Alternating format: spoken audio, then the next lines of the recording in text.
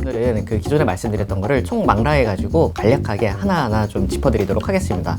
오, 날카로운 질문인데요. 300cc 보형물을 양쪽에 삽입을 했다라고 하면 300g, 300g에서 600g, 0.6kg의 체중 증가가 일어나는 게 정확합니다.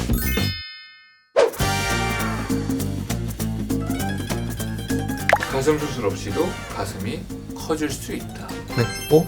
가슴 수술 없이도 커지는 방법 있습니다. 호르몬 치료하면 돼요. 그러니까 트랜스젠더 분들 있잖아요. 트랜스 여성분들은 호르몬 치료를 해서 가슴을 키웁니다. 그러니까 남성이었다가 호르몬 치료를 하면 운이 좋으면 굉장히 가슴이 많이 커지는 경우도 있어요. 물론 그렇게 운 좋은 분들이 많지 않아서 가슴 보형물을 넣기는 하지만 여성 호르몬을 주입을 하면은 가슴이 커집니다. 그래서 남자들도 가슴 커지잖아요. 남자들도 50대, 60대 되면 여성 호르몬 증가하면서 목욕탕 가면 할아버지들 가슴 다 있잖아요. 할아버지들 가슴 있는 이유가 할머니 거 뺏어와서 있는 게 아니고 중년의 위기를 겪으면서 이제 가슴이 커지는 거죠.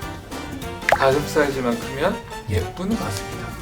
X. 가슴 크기가 작으신 분들은 가슴이 커지기만 하면 예뻐질 거라고 흔히들 생각을 하세요. 근데 실제로 가슴이 너무 커서 수술하시는 분들도 있거든요. 예쁜 가슴은 가슴이 큰 게 예쁜 게 아니고 내 신체 밸런스에 적절한 가슴 크기가 예쁜 거고요. 또 하나는 모양이 예쁜 거예요. 유두의 위치, 유륜의 위치가 이 밑에 있다 그러면 당연히 예쁘지 않고 너무 위에 있어도 예쁘지 않아요. 적절한 가슴 크기와 유두류인의 위치, 그리고 가슴골의 벌어진 정도, 만졌을 때 촉감, 이 모든 것들이 다 만족이 됐을 때 예쁜 가슴이다라고 할 수 있습니다.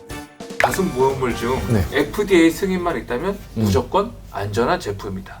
X. 많은 분들이 안전하면 FDA면 안전, 동일선상에서 생각을 하시는 분들이 굉장히 많으세요. FDA는 미국 식약청의 약자입니다. 한국에는 KFDA가 있고요. 중국에는 CFDA. 각 국가별로 식약처에 해당하는 국가기관이 있어요. FDA 승인을 거쳤다고 해서 더 안전하다라고 보는 거는 맞지 않고요. 이를 반박하는 대표적인 증례가 여러분이 흔히 아는 그 엘러간 보형물 사태입니다. 엘러간 보형물은 FDA에서 승인을 해줘가지고 수십 년 동안 미국에서 굉장히 오랜 기간 사용이 됐었는데 결국에는 희귀암 사태로 인해 가지고 FDA에서 그리고 미국 시장 그리고 전 세계에서 회출이 되었죠. 그러니까 FDA에서 승인을 해줬다라고 해서 앞으로 일어날 모든 안전에 대해서 다 보장을 해준다는 것은 절대 아니기 때문에 FDA와 안전을 혼동하는 일은 없어야 될 것 같습니다. 저는 오히려 KFDA가 FDA보다 조금 더 신뢰성이 있고 더 믿음직하다. 저는 그렇게 생각을 합니다. 가슴 성형하는 데 있어서 장비도 중요하다. 당연한 거죠. 모든 영역에서 장비빨은 항상 중요합니다. 얼마나 높은 해상도의 모니터 카메라로 신체 내부를 보고 있냐, 이게 결국에는 내시경의 해상도와 퀄리티입니다. 내시경에는 국산 장비부터 독일산 장비까지 굉장히 다양한 스펙트럼이 존재해요. 제일 싼 거는 200만 원 정도 되는 내시경 장비도 있고요. 비싼 거는 7, 8천 정도까지 합니다. 저는 이 200만 원짜리도 써보고 지금 쓰고 있는 하이엔드급 스톨츠사의 이것도 다 써봤는데 확실히 비싼 게 좋아요. 비쌀수록 시야가 더 선명하게 잘 보이고요. 이게 지혈이 된 거구나 안 된 거구나 이런 거를 정확하게 알 수 있어요. 새가슴, 오목가슴 이 두 가지는 가슴 성형을 하지 못한다. 당연히 새가슴, 오목가슴, 특이한 흉곽 모양을 가진 분들도 가슴 성형을 하는데 문제가 없습니다. 다만 가슴골을 만드는 부분에서는 차이가 있어요. 새가슴인 분들은 가슴골을 모아주는데 조금 더 어려움을 겪고요. 오목가슴은 반대로 가슴골이 너무 잘 모여서 약간 벌려주는데 어려움을 겪습니다. 그리고 수술할 때 과정과 수술 후 처치 과정에서 약간의 차이가 발생하는 것 뿐이지 새가슴, 오목가슴도 당연히 수술하는 데는 아무런 문제가 없습니다. 너무 마른 체형은 가슴 성형을 할 수 없다. X. 가슴 성형은 모든 체형에서 다 할 수 있어요. 가슴 성형을 못하는 체형은 없습니다. 다만 이건 있어요. 가슴 성형을 하는 데 있어 체중이 마르고 체구가 작은데 크게 하려고 한다? 그러면 분명히 후회하는 일이 생깁니다. 사람마다 그냥 적합한 사이즈가 있다라는 것이지 말랐다고 해서 못하는 것은 아닙니다. 실제로 환자분이 왔는데 10년 전에 상담받았을 때 저는 가슴 수술 못한다고 그래서 못했어요. 근데 원장님 영상 보고 원장님이 된다고 해가지고 상담 받으러 왔어요 라고 하는 분들이 진짜 많아요. 실제로 이제 신체 측정을 해보면 왜 안 된다고 하지? 당연히 되는 건데 왜 이분한테 10년 전, 15년 전에 왜 안 된다고 하셨을까? 생각을 해보니까 그냥 하기 어려운 거예요.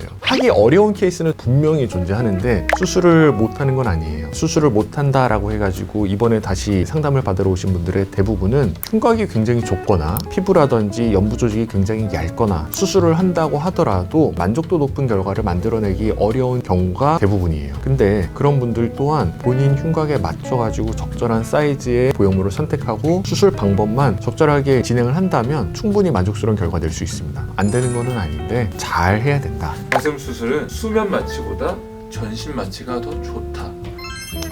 이 부분은 제가 확실하게 말씀드릴 수 있어요. 가슴 수술을 하는 데 있어서는 마취 방법이 두 가지가 있죠. 수면 마취를 할 수도 있고 전신 마취를 할 수도 있습니다. 수면 마취는 말 그대로 자는 거예요. 잔다는 거는 깨울 수 있다는 거고요. 자극하면 반응을 한다는 거예요. 가슴 수술을 할 때는 보형물을 삽입을 위해서 방리하는 그 자극의 강도가 강합니다. 그렇기 때문에 수술을 하다 보면은 혈압이 올라갈 수도 있고 심한 경우에는 근육이 움직이면서 약간 몸이 움직일 수도 있단 말이에요. 굉장히 위험한 상황이 발생할 수 있습니다. 그렇기 때문에 가슴 성형을 할 때는 전신 마취를 하는 게 안전한 수술 방법입니다. 속옷을 착용하지 않으면 가슴이 처진다.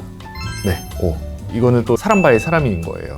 브래지어는 어떻게 보면 중력을 이기려고 하는 힘을 제공해 주는 거죠. 근데 한국 사람들, 동양 사람들은 유선 조직의 크기가 크지 않은 경우가 대부분이에요. 그래서 이런 분들한테는 사실 속옷의 효과가 크지 않을 수도 있습니다. 제가 말씀드린 아까 5가 참이려면은 첫 번째는 가슴에 어느 정도 일정의 무게가 가해질 정도의 유선 조직이 있어야 되고, 두 번째는 속옷이 유선 조직을 적절하게 서포트해주는 기능성 속옷이어야 합니다. 흉터만 생각하면 밑절보다는 겨절이 무조건 낫다.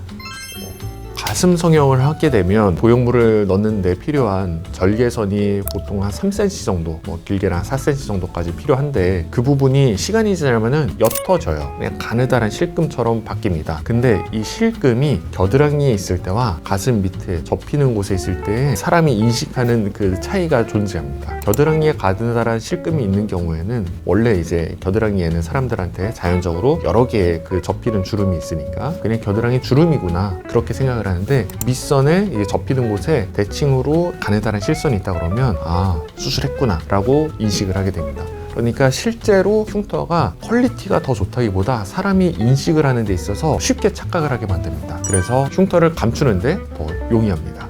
가슴 수술 전 가슴 초음파는 꼭 해야 된다. 이건 약간 나이대별로 달라요. 모든 여성은 유방암에 걸릴 가능성이 있습니다. 항상 유방암에 걸릴 가능성이 존재하는데 나이가 들면 들수록 확률이 높아집니다. 수술을 하기 전에 내 가슴이 건강한지 알아보는 거는 어떻게 보면 필수예요. 실제로 제 환자분 중에도 유방 초음파를 하면 1년에 한 분 정도는 유방 결절인 줄 알았는데 암으로 판명된 경우가 있어요. 그렇기 때문에 수술하기 전에 유방 검진을 하고서 내 가슴이 가슴 확대를 할 정도로 깨끗하고 건강한 가슴인지 보는 것은 필수라고 할 수 있겠습니다. 보형물이 있으면 유방암 검진을 못한다. X. 가슴 성형을 한다고 해도 보형물이 보통 들어가는 게 대흉근 안쪽이에요. 대흉근 안쪽에 보형물이 들어가게 되면 유방 초음파라든지 맘모그램으로 이렇게 눌러서 하는데 아무런 영향을 미치지 않습니다. 그래서 수술을 한다고 해도 유방 검진하는 데는 영향을 미치지 않으니 안심하고 하셔도 괜찮습니다. 가슴 수술 후 구형 구축 예방약은 안 먹어도 된다. X. 저는 이렇게 생각해요. 현대 의학 기술이 많이 좋아지고 술기가 발달했기 때문에 가능성은 많이 떨어져요. 하지만 먹지 않았을 때 0.2%의 발병 가능성이 있다고 하더라도 먹음으로 인해 가지고 0.2%가 0.1%로 낮아질 수 있다면 저는 먹는 것을 추천을 하기 때문에 한 달 정도는 드시는 것을 추천드리고 있습니다. 가슴 윗 볼록을 가만히 놔두면 구형 구축이 될 수도 있다. 윗볼록은요, 가슴 수술을 하고 나서 초반에는 100%다 있어요. 100%는 아니고 한 97%, 98%. 정말 이제 살성이 좋아서 보형물이 들어가자마자 예쁘게 모양이 잡히는 그런 예외적인 경우를 제외하고는 살이 늘어나 있지 않기 때문에 보형물이 약간 이렇게 내 피부에 의해서 이렇게 꾹 눌려서 위가 볼록해지는 그런 현상이 초반에는 한 2, 3개월 정도 다 있습니다. 윗볼록이 수술하고 나서 얼마 지나지 않아 있다라고 하면 너무나 당연한 거예요. 하지만 수술하고 나서 이제 6개월, 1년이 지나도 윗볼록이 있다라고 하는 거는 요거는 얘기가 다르죠. 그거는 이미 구형구축이 와서일 수도 있고 보형물의 위치가 잘못 잡혀서일 수도 있어요. 하지만 이 구형구축이 윗볼록을 놔둔다고 해서 생긴다? 이거는 아닙니다. 원장님 따님이 성인이 된 후에 가슴 수술을 시킬 수 있다? 당연히 안 돼. 당연히 안 돼. 가슴은 안 시킬 겁니다. 안 되지.